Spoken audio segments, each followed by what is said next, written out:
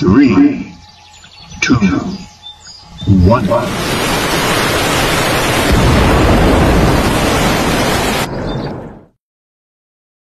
Magandang buhay mga kasili.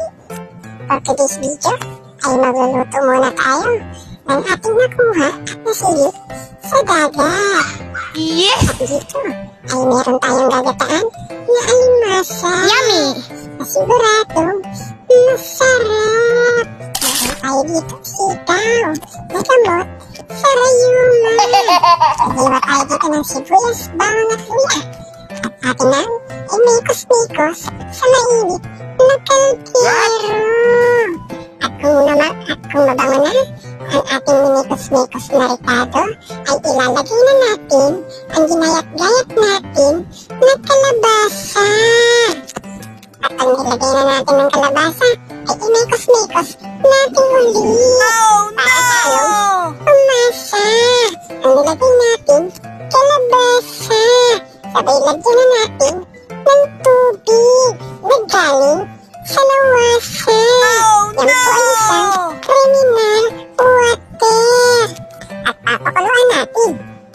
At itutest ko lamang po ang ating baby na si Ospin Rain Escobedo. At itubuan ng laruan sa loob.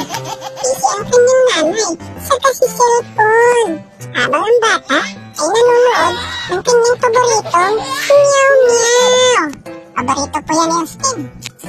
At ito na po, kumukulo na po ang ating sabaw. At ilalagay na natin ang alimasag. Dahil natudurog na ang kalabasa. Napakasarap nito, mga kasilip.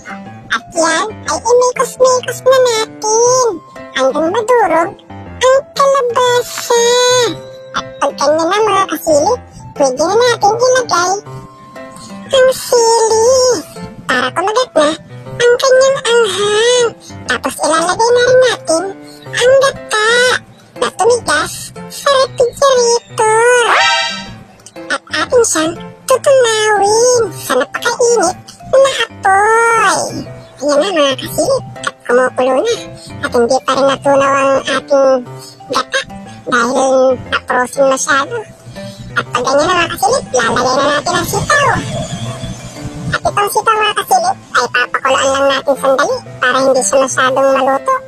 At mas masarap yan kasi pagka half-cook lamang mga kasilip. At malapit na maluto ang ating ginataang alimasag. Para makakain na tayo mga kasilip. At nagugutom na si Mami Silip. At yan mga kasilip ay okay na. At tatakpan na natin. At papatayin na natin ang kalan para makakain na si Mami Silip. At ito ay luto na. Pwede na tayong kumain. Sa mga hindi